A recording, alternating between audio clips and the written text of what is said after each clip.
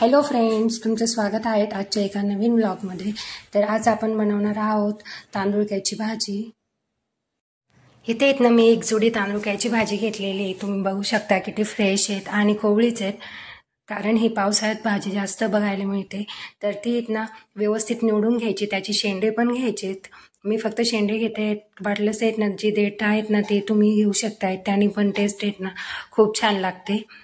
तर या प्रकारे आहेत ना मी सर्व भाजी निवडून घेणार आहेत आणि भाजी खराब पण नाही आहेत, पाणी एकदम फ्रेश आहेत, त्यामुळे जास्त निवडायचा पण त्रास नाही।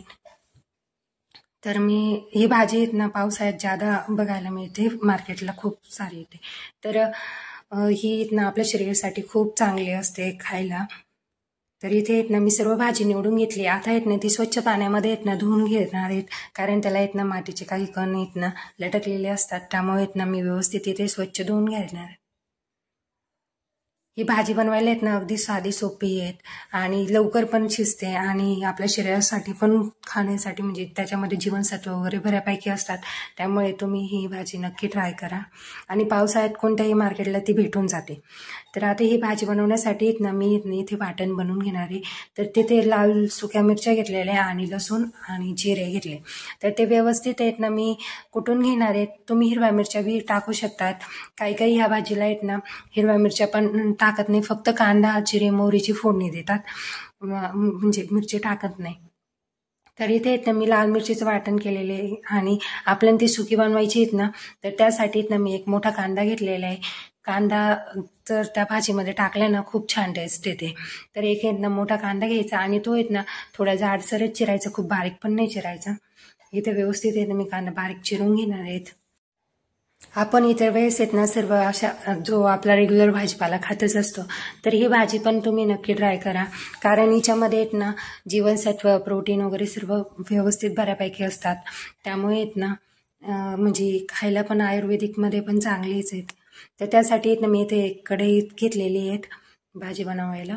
तर तिथे तेल टाकलं, जिरे मोहरी टाकलेली आहेत आणि जो आपण चिरलेला कांदा आहेत ना तो इथे आपण फ्राय करून घेणार आहेत मस्त। तो आहेत ना गुलाबी रंगापर्यंत आहेत ना मस्त व्यवस्थित परतून घ्यायचा आहे। तुम्ही बघू शकता इथे। तर मी कांदा थोडा जाडच चिरलेला आहे, छान लागतो आणि टेस्ट पण त्याने छान येते। सर्व व्यवस्थित असं आहेत ना परतून घ्यायचं आहे।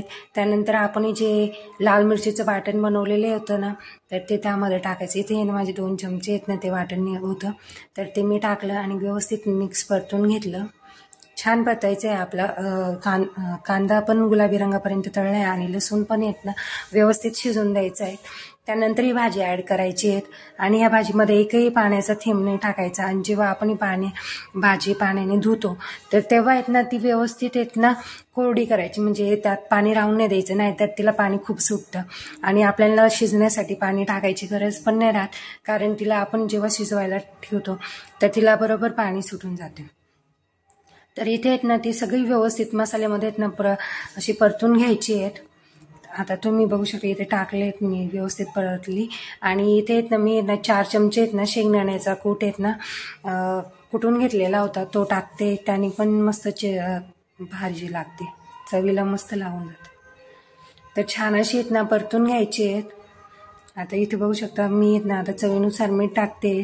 आपली भाजी झालेलीच आहे, हिला शिजायला काहीच टाइम नाही लागत। सर्व व्यवस्थित मिक्स करून घ्यायचं आहे आणि तुम्ही बघू शकता आपली भाजी आहेत ना इथे व्यवस्थित अशी झालेली आहे। तर मी आहेत ना 1 मिनिटासाठी आहेत ना तिला वाफ देऊन घेणार, कारण शेंगदाण्याचं कूट टाकलेलं आहे आपण। तर तुम्ही बघू शकता इथे आपली भाजी झालेली, सर्व तिला पाणी वगैरे काही सुटलेलं म्हणजे जे होतं ते सर्व आटलेले आहेत आणि व्यवस्थित झालेली आहेत। तर तुम्हाला कशी वाटली ही रेसिपी नक्की कमेंट करून सांगा। व्हिडिओ आवडला असेल तर लाईक करा आणि चॅनलला सबस्क्राईब करा।